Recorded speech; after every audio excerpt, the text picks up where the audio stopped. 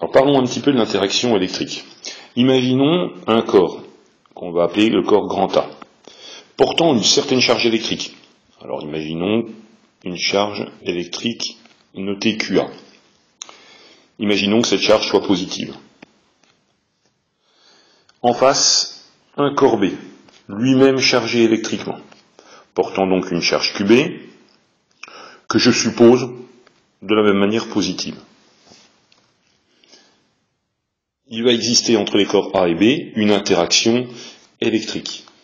Alors, pour dessiner cette interaction électrique, je regarde les charges portées par A et B, toutes les deux sont positives, donc cette interaction va être répulsive. C'est-à-dire que le corps A va être repoussé par le corps B.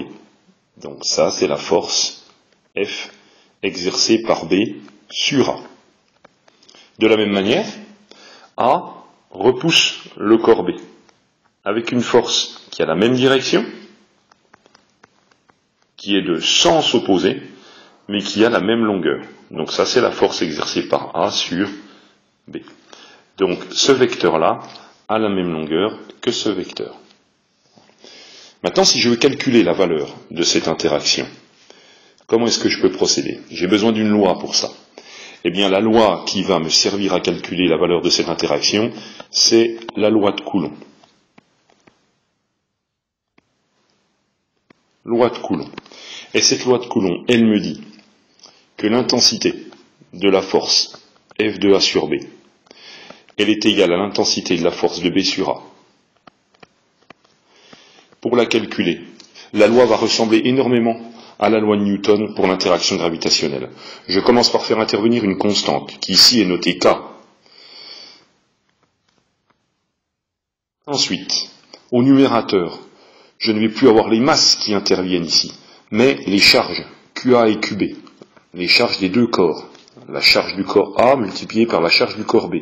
Et comme dans le domaine électrique, les charges peuvent être négatives ou positives, pour ne pas être ennuyé avec des problèmes de signes, je prends la valeur absolue de QA fois QB.